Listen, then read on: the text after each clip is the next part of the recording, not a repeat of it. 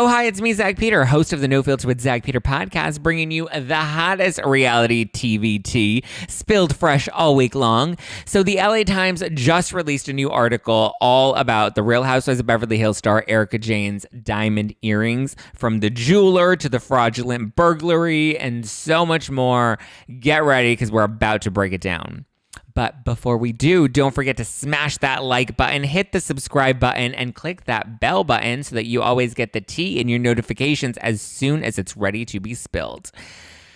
All right, so according to the LA Times, Tom Girardi gifted his wife, Erika Girardi, with a pair of $800,000 diamond earrings back when they were first dating, just before their wedding in 2000.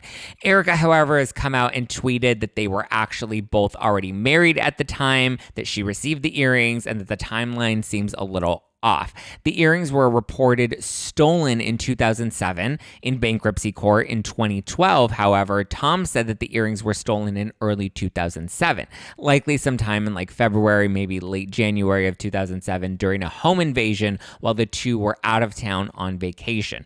According to Tom, he had a replacement pair of earrings made up on March 6th of 2007. The replacement earrings cost an estimated $750,000. These are the earrings that are currently in question. They were paid for directly by a client, or directly out of a client trust account at Girardi Keys. However, according to Pasadena police, the only report of a Girardi burglary that they have in 2007 was on December 28th, which was months after Tom paid his downtown LA jeweler for the replacement pair. So he paid for them, paid for the earrings in March, but the police report says that the earrings technically weren't stolen until December of that year. That is a sketchy timeline. Bought the replacement in March, but yet they weren't stolen until December.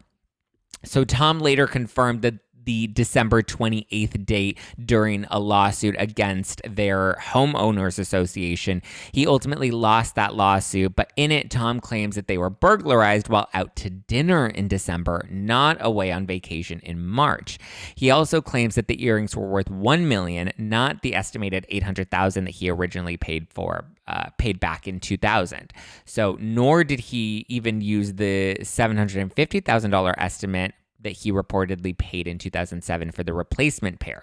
So he's now saying in this homeowners association, I believe he was trying to go after them for security breaches in regards to burglaries, or just like security issues within their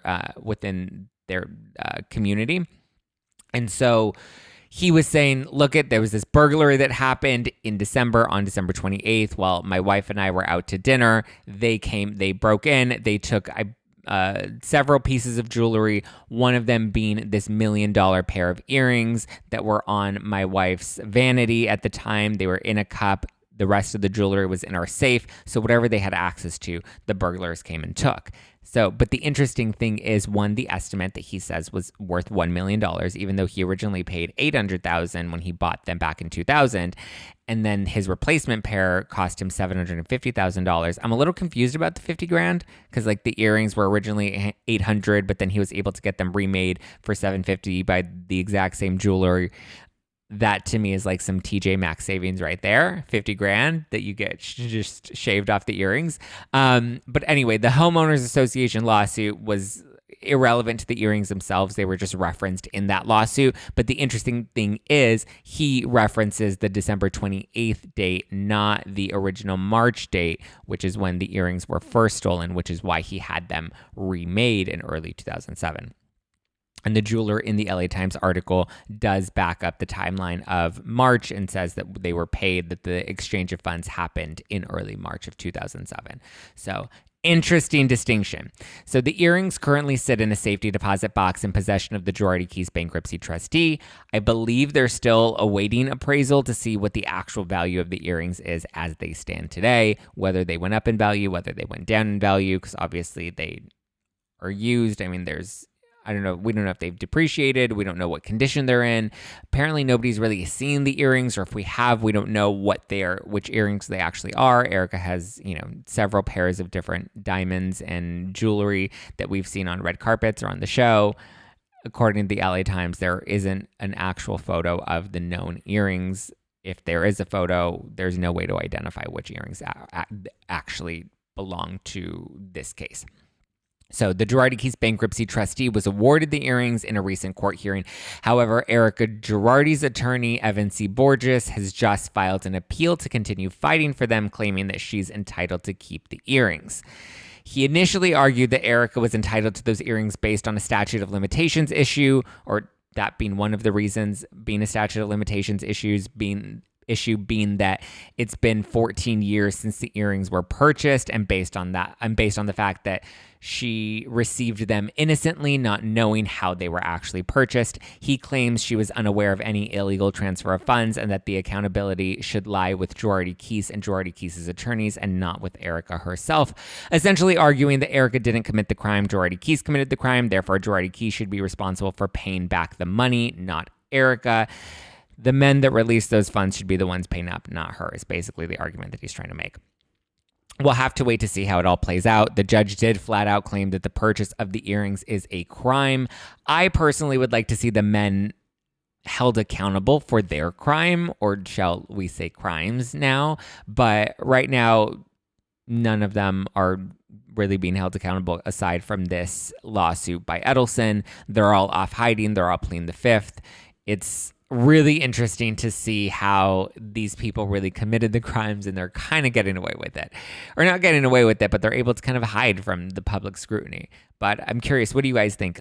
Should we liquidate the earrings to pay off the creditors? We do know that there are a lot more than just former Girardi Keys clients that are in the line of creditors. Many of them are lenders, some of them being friends of Tom Girardi that are like, hey, Tom owes me money. It's like, maybe you should back off. Some of them are even former court justices, or at least the association that represents them. Some of them are attorneys saying that they didn't get all of their fees, etc.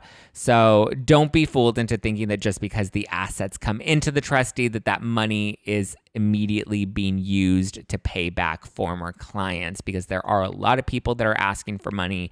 There are a lot of people with their hands out, and we're just going to have to wait and see who gets what and how it all gets divided. I believe the trustee is currently starting to negotiate settlements and starting to pay off people.